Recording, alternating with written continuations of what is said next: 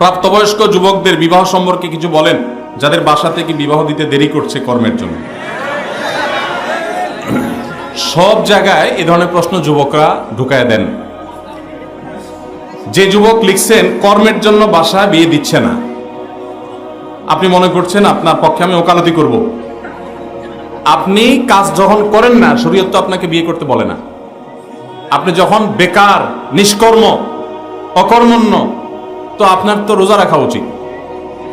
নবী করিম সাল্লাল্লাহু আলাইহি ওয়াসাল্লাম বলেছেন, মান ইসতাতা মিনকুমুল বাআতা ফালইয়াতাযাওয়াজ ওয়া মান লাম ইসতাতি ফাআলাইহি বিস-সাওম ফাইন্নাহু লাহু বিজা।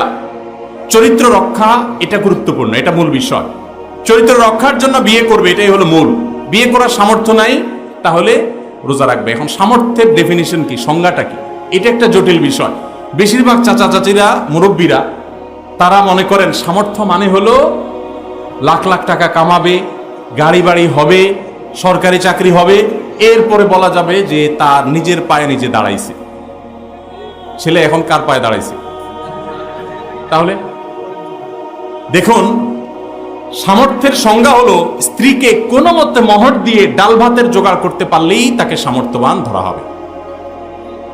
আজকে যে সভাপতি সাহেবের বাসায় দাওয়াত খেয়ে আসলাম, এখানে আসার আগ দিয়ে ওনার ছেলেটা কানে কানে, বাচ্চা ছেলে, আমার ছেলের বয়সী অলমোস্ট, কানে কানে এসে আমাকে বলল, হুজুর উনি আমার শ্বশুর, তার শ্বশুর আসছে পার্কে।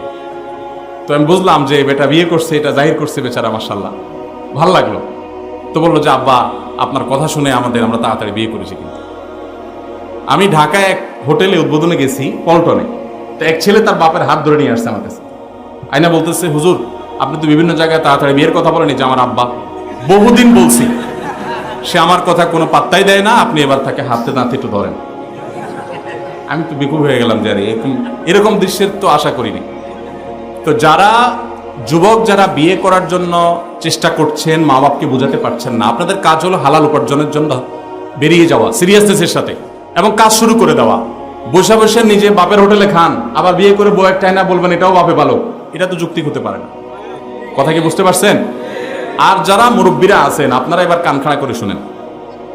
আপনাদের কর্তব্যের অংশ, নবী সাল্লাল্লাহু আলাইহি ওয়াসাল্লাম বলেছেন, তোমাদের ছেলে মেয়েকে যখন উপযুক্ত পাত্র পাত্রী পেয়ে যাবে, তখন আর দেরি করবে না বিয়ে দিতে। যদি দেরি করো, তাহলে এই পৃথিবীতে ফিতনা ফাসাদ ছড়িয়ে পড়বে। যেই পরিমাণ ব্যভিচার এখন হয়, আমি যুবকদের সাথে মিশে আমার যে উপলব্ধি হয়েছে সেটা হলো, এই সমাজে এমন যুবক হাতে গোনা শতকরা কয়েকজন পাওয়া যাবে কিনা সন্দেহ, যেই যুবক বুক টান টান করে বলতে পারবে যে এই বয়সে আমার এখনো চরিত্রে কোনো কালিমা লাগে নাই। এরকম বলা, বাপের বেটার মতো বলনেওয়ালা যুবক এই সমাজে খুব কোথায় চলে যাচ্ছে। যে সমস্ত মুরব্বীরা নিজেরা বিয়ে করছেন 14 বছর 15 বছর বয়সে, আছে না অনেক চাচারা, মহিলারা বিশেষ করে 14-15 বছর বয়সে বিয়ে হইতো, আর পুরুষ 20 বছর 25 বছর 20 বছরের ভিতরে ম্যাক্সিমাম বিয়ে হয়ে যেত। এখানে অনেক মুরব্বীরা আছে। এখন আমি বলতে চাই, আপনাদের আমলে বিয়েটা এত তাড়াতাড়ি না করলেও চলতো। তখন ফেসবুক ছিল না, ইউটিউব। এখন যুবক পোলাপান যে সমস্যার মুখোমুখি, এখন তাদেরকে আগে ভাগে যদি বিয়ে না দেন, ভালো করে শুনে রাখেন, আমার উস্তাদরা আছেন এখানে, ওলামা ইকরাম আছেন, হুজুররা ভুল হলে বলবেন, আপনার গাফিলতির কারণে, আপনার ঘড়িমসির কারণে আপনার সন্তান যদি চরিত্রহীন হয়, তলে তলে গুনাহে লিপ্ত হয়, তো আপনি তাহাজ্জুদ পড়েও বাঁচতে পারবেন না। সন্তানের গুনাহের বোঝা আপনাকেও বহন করতে হবে কিয়ামত। আল্লাহ অভিভাবকদেরকে বুঝার তৌফিক দান করুন, আর যুবকদেরকে আল্লাহ তাআলা কর্মমুখী হওয়ার তৌফিক দান। একজন পুরুষের রোজগারের উপর পর্যায়ক্রমে কার হক বেশি, স্ত্রী সন্তানের নাকি মা বাবা ভাই বোনের? দেখুন, মা বাবার সাথে কারোর কোনো তুলনা চলে না হক আদায় করার ক্ষেত্রে। হক আদায় মানে শুধু টাকা পয়সা খরচ করা না। আল্লাহ এবং তার রাসূল সাল্লাল্লাহু আলাইহি সাল্লামের পর সর্বোচ্চ শ্রদ্ধা পাওয়ার হকদার, সর্বোচ্চ ভালোবাসার হকদার কে? মা এবং বাবা। মা বাবার চাইতে বেশি ভালোবাসা পাওয়ার হকদার পৃথিবীতে আর কেউ, শ্রদ্ধার হকদার আর কেউ। কিন্তু অর্থ ব্যয় করার ব্যাপারটা একটু ভিন্ন।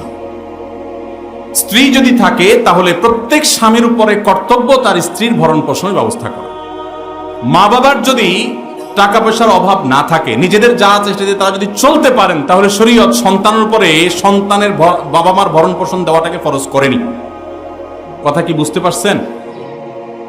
কিন্তু মা বাবার প্রতি শ্রদ্ধা দেখানো, তাদের জন্য অর্থকড়ি নফল হিসাবেও খরচ করা, এটা আমৃত্যু, এমনকি মৃত্যুর পরেও করতে হবে, আজীবন করতে হবে, মৃত্যুর পরেও করতে হবে। স্ত্রীর সাথে তো যতদিন বৈবাহিক সম্পর্ক থাকে ততদিন, বৈবাহিক সম্পর্ক না থাকলে তখন আর তার ভরণ পোষণ আবশ্যক হবে না। অতএব এটা দেখে কেউ আবার এটা মনে করেন না যে ইসলাম কি মা বাবার উপর স্ত্রীকে অগ্রাধিকার দিয়েছে কিনা, মোটেই না। কিন্তু খরচের যদি ব্যাপার হয়, স্ত্রী অন্যের ঘর থেকে এসছে আপনার ঘরে, অতএব তার সম্পূর্ণ দায় দায়িত্ব আপনার, আপনি তার ভরণ পোষণের ব্যবস্থা করে দিবেন। বিধায় মা বাবা তাদের জন্য খরচ করবেন, যদি তাদের টান থাকে, যা আছে তাদের না হয়, তখন আপনার উপরে কর্তব্য হবে তাদের জন্য খরচ করা।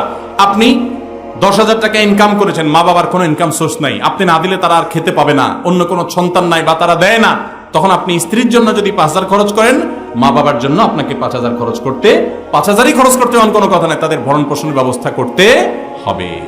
কথা কি বুঝতে পারছেন? তাহলে তাদের না থাকলে তখন আবশ্যক হবে, আর স্ত্রীর থাকুক আর না থাকুক, সর্বাবস্থায় স্ত্রীর ভরণ পোষণ স্বামীর উপরে কর্তব্য।